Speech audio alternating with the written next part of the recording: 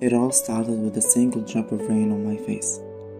My name is Kai, and I study psychology to help people overcome stress and depression. I live in a small apartment alone. Every day goes by is a completed challenge to become a better version of myself. I saw a random person passing by when I got off university. I got motivated immediately to do the same, so I went home jogging. I ate outside, so I won't make dinner tonight. I was covered in sweat that I had to take a shower. Shortly after, I went to bed early. I set my alarm to ring at 8 a.m., then I slept on my left side as usual.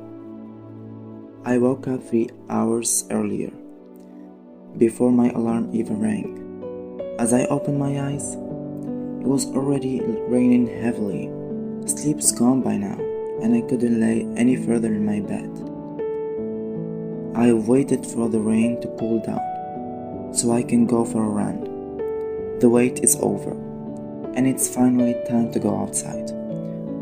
I put on my sneakers and light clothes, prepared my water bottle so I won't get thirsty. Then I left my house enthusiastically. I started to walk, then jog, and eventually I was ready to run as fast as I can, dodging every obstacle ahead of me. I got tired pretty quickly and I couldn't perpetuate. I haven't run like today for a long time. Stepping out of my comfort zone had been a challenge for me. As I was going back home, a single drop of rain fell down straight into my cheek. The feeling it gave me was indescribable. Like a mystical energy came through me, an ambiguous, unforgettable sense. I took my time with the rain like a child taking his first step. I fast walked to my house fearing that I would be late for university. Once I got there, I ran straight to the clock next to my bed. I was elated when I saw the time. It was 7:30, which means I still got an additional 30 minutes to get ready. I took my time and now I'm fully prepared. I was headed to the train station, and once I got there, I sat on the waiting benches for nearly 10 minutes. A train had arrived, but it wasn't the one I was taking. But little did I know, I made a quick look, and there she was, the most gorgeous girl I have ever seen. I went to sit beside her, even though it wasn't my train. Her eyes were grass green, her body was perfectly fit, and her aesthetic style was outstanding. And then me, simple Kai, with no privileges in any kind. I was indecisive whether to start a basic conversation or just keep observing from afar. I finally took the courage to speak with her. I started by complimenting her dress, and she responded by, "Thanks." Then I thought to myself, thanks is barely enough. She was playing hard to get. I understand where she's coming from. I mean, a pretty girl like her has every right to set such high boundaries. I went for a second attempt and asked her, "What's your name?" She replied, "My name is Beatrice. Honestly, you caught my attention from across the station, and I was hoping to make a connection with you," I said in a very low tone. "I don't believe you," she responded, a trace of curiosity in her expression. She sought to learn more about me, so she questioned my desire in life. Therefore, I gave her the details she required, no holding anything back. So I went and asked her once more, "I'd like to learn more about you. I'm sure there's much more to you than the eye can see." She laughed at my words and proceeded to say, "I'm nothing more than an ordinary girl. As I mentioned earlier, my name is Beatrice. I appear to be the same age as you. I'm a very calm person. I enjoy quiet moments and find beauty in small, meaningful details. I obviously prefer depth over regular interactions. I'm a full-time chandler. I'm consumed by love for candles.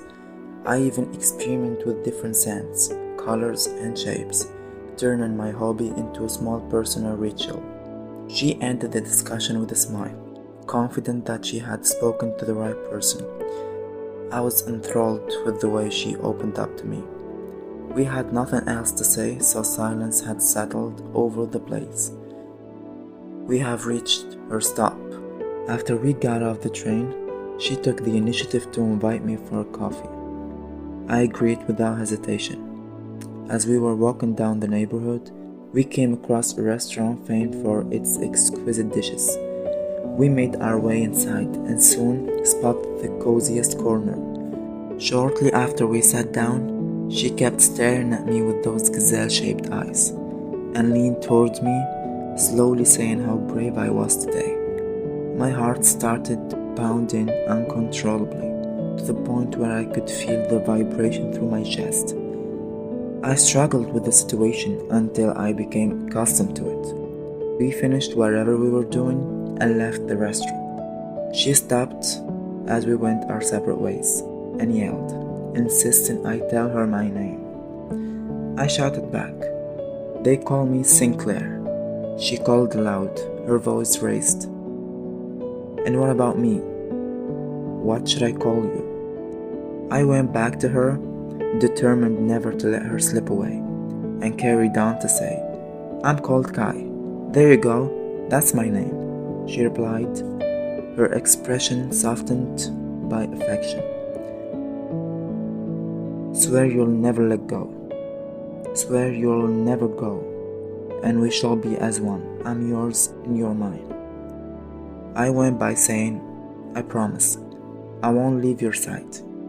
We ended the conversation knowing that I found the one. Seconds before we parted, I gave her my address and told her to visit my abode whenever she pleases. I went home to my old life like nothing ever happened. 2 months went by, and still nothing from her. I started to lose hope of ever meeting her again. Depression consumed me and I was barely eating. My condition relapsed. I've quit university and found myself caught up in drinking, spending evenings casually in bars. One day, while I was sitting on the couch, about to finish the second bottle of wine, Beatrice has finally figured she should pay me a visit. Storm clouds shadowed her path as she walked by. The door was open, so she didn't knock as she entered. Their eyes met each other. Tension thickened with her presence. She said, pity softening her voice, "Is that really how you handled it?" I slammed the bottle on the table, the sound echoing in the empty apartment. "I can't keep doing this," he shouted, eyes blazing. "I'm trying. I'm drowning. And you don't even care enough to notice." She folded her arms, voice cold. "Oh, don't give me that look. This is your fault. You're the one drinking yourself into nothing." He laughed bitterly, shaking his head. "My fault? You didn't ask, didn't check, didn't care when I was slipping. And now you point fingers?" Her lip curled. "I shouldn't have to babysit you. You made your choices." He stepped forward, rage and hurt mixing. "Choices? Yeah, choices you ignored. You abandoned me while I was falling.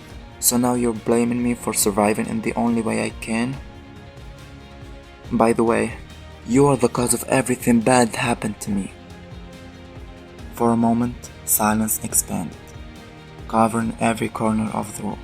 Neither of them moved. The fight wasn't about drinks or blame. It was about being seen, and neither had felt it in a long time. She left his place, knowing that the situation is beyond repair. He went after her, determined to get her back. Rain came down like it was holding a grudge against them. I stopped her just as the thick fog threatened to swallow her whole. I began by explaining myself and asking for forgiveness. I never meant to hurt you. Please, don't go. I just got you back." His voice broke, words escaping his mouth way too late, afraid to be rejected by her. "I can't do this anymore," she said in a trembling voice, yet steady. What I saw was more than I could bear. I can't be with a weak, unstable person. I think we're not meant for each other. I can't stay. Not anymore. Her eyes met his, steady and unwavering. I've made my choice, and it's permanent. I need to step away, for my own peace. She paused, taking a deep breath as if gathering the strength to leave. I wish things were different, but they're not. She turned away, leaving him unable to speak. His head was hanging low as he dragged his feet home, feeling the weight of every mistake, every lost chance, crash down on him. On his way home, the rain eased for a brief moment, then poured down again, and in that moment, he remembered the very first drop that had begun it all.